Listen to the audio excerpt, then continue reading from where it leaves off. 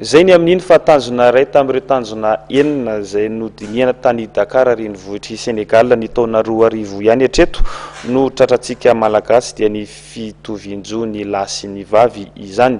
Hita fa mbola marefy ny fampidirana ny zaza an-tsekoly eto amintsika satria dia mbola ny 30 isanjato ihany no tratra raha ny nambara ny fikambanan'ny MONEPT na ny Mouvement National pour l'Éducation pour tous. Lasa lavitra ny fitovian'ny zo ny lahy sy ny vavy eto Madagasikara raha eo amin'ny sehatra ny fanabeazana ho an'ny rehetra no resahina. Io tanjona iray io ihany tamin'ireo tanjona misy enina nifaritana nandritra ny fivoriam-be iraisam-pirenena mikasika ny fanabeazana ny tanterahana tany Dakar ny taona 2000 ihany ny tratran'ny Madagasikara. Ireo tanjona 5 ireo dia vita teo amin'ny 30 isanjato raha mihoatra ny tanjona nifaritana tany Ampendohany. Isany amin'izany ny fanatsarana ny fianaran'ny ankizy madinika na ny garaboly. Anisan'izany ihany koa ny fanamorana ny fampidirana sy ny fahazoan'ny ankizy rehetra mianatra amin'ny fanabeazana fototra.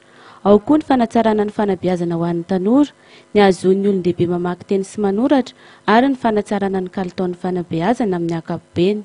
Tsika zany tsy natratra le tanjona tany Dakar Dakar 2000 ny antony misy zavatra maromaro ny tena tokony alala aloha dia mipitondro zay le tena satria izy malala hoe inona ny zavatra nanalirana azy tao ahoana tsy natratrarana le izy zay ray fa amma fiarahamonim-pirenena anay zany zay niarany asa nijery sy nanara-mafy hatrany hatrany nandritran'izay 20 taona zay dia matsapa hoe misy nitsapanay hitanay zany dia misy zavatra telo ao mahatonga ny zavatra zay.